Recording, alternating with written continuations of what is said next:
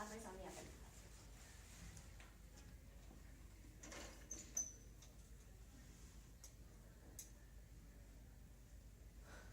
Well, there. I've done it. I've completed steps 1 and 2 of becoming a flapper. Step 1, don the dress. Well, I did that. Step 2, cut the hair. Okay. Step 3, light the cigarette. I'm going to light the cigarette.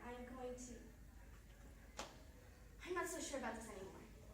Maybe if I look at how my big sister Stella transitioned to the flapper life, I'll have a better idea of what to do. I remember that Stella told me this story that F. Scott Fitzgerald wrote a year ago in 1920 about a girl named Bernice who, in order to be popular, went and told everybody she was going to get her hair cut. And then when his cousin came and called the bluff, she really went and bobbed it. I guess Stella loved the idea of it because the very next day she went home and got one. Here's what she wrote in her diary. She writes it every night. Dear diary, today I went and bobbed my hair. To be honest, I am a bit scared to go home and face Mother, but I feel as though I need to take my freedom one step further. And when I went back to the club the next day, everyone stopped what they were doing and stared at me. Of course, I loved every second of it. And at the bar, my friends Mimi and Ruby were crowding around me, wanting to know when I got it done. I knew it was worth it. But then when she gets home, things take a turn for the worse. When I got home, Mother stopped making dinner and started yelling at me. She said, Stella, what were you thinking? No self-respecting woman would do such a thing. No man would want you now. You're a disgrace to this family. And even though I tried to tell her that plenty of men would still like me, even with my haircut, she kept yelling. And then finally, I could take it no more, and I started yelling back at her. I remember her yelling. I remember her words exactly because they were so powerful. They went like this. Mother, listen to me. We live in 1921. I am a grown woman now. I went and bobbed my hair because I wanted to. We live in 1921. The world is growing up. And if you can't accept that, then just stop. Then Stella ran up to her room and slammed the door. I heard both Stella and Mother crying after that. Neither of them deserved it, but what Stella said was true. Women all over the U.S. are being who they want to be and wearing what they want to wear, which is why I decided to try on Stella's dress. Ugh, those corsets are so horrible. Those restrictors are so unfashionable. Like breathing isn't necessary. And Coco Chanel has freed us from that. She created her Garcon look has quickly spread through Britain and the United States and is now widely known as the flapper look. She created this dress, and many women all around the world are wearing it just like I am now. Coco Chanel is the modern woman, and her visions live on in the attitudes of women worldwide.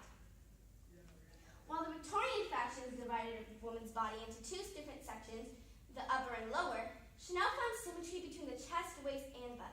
She recognized that women wanted beauty without shackles. And she has done just that. She played a major role in designing the modern woman. Fashionable, self-sustaining, intelligent, unique, and especially independent. Another example could be Jeannette Rankin. I learned in school that in 1914, she was the first ever woman to be elected into Congress. Even Mother was proud of that. But even though Mother supported Jeannette Rankin and the right to vote, she said that suffragettes dismissed flappers as superficial. She even went so far as to tell Stella and me that flappers weren't worthy of the right to vote that older suffragettes had worked so hard to earn. I don't understand why she can't support anything else that people do to stand up for their individual liberties.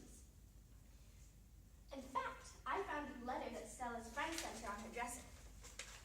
I want to beg you all, parents and grandparents and friends and teachers and preachers, all you who constitute the older generation, to overlook our shortcomings, at least for the present, and to appreciate our virtues.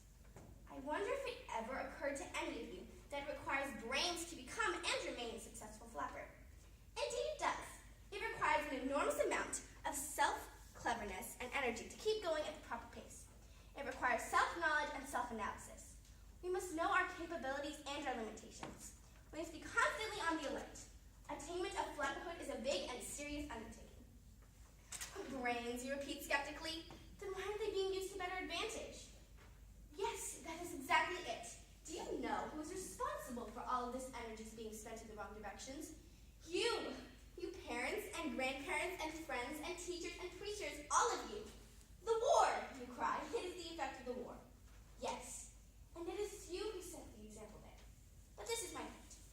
Instead of helping us work out our problems with constructive, sympathetic thinking, acting, you have muddled them for us more hopelessly with destructive public condemnation and denunciation. And she's right. I mean, aren't parents supposed to help their children? But I would rather be a free woman without my parents' support than be a good girl with them. I don't need anybody else telling me what to do. But that's exactly what they do. They keep telling me not to be like Stella, but I want to. I want to be free to do what I want to do and listen to the kind of music I want to listen to. Like Stella's music. It's so inspiring. Music is the new, well, everything. It's the newest way to be a flapper. And listening to some of the songs Stella sings, I can see why. Oh, and flappers like Stella dance all the time. I'm perfecting my Charleston. I can't wait until I can go out and perform it.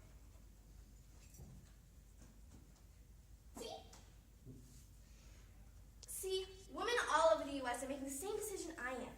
Now that I'm a flapper, I want to be out to be free to wear what I want to wear and do what I want to do and be who I want to be. Women all over the U.S. are making the same decision I am. I'm not alone.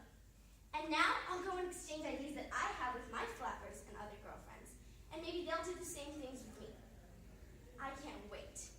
You know what? Maybe I will do it. I will be a true flapper. I will be free to do what I want to do and wear what I want to wear.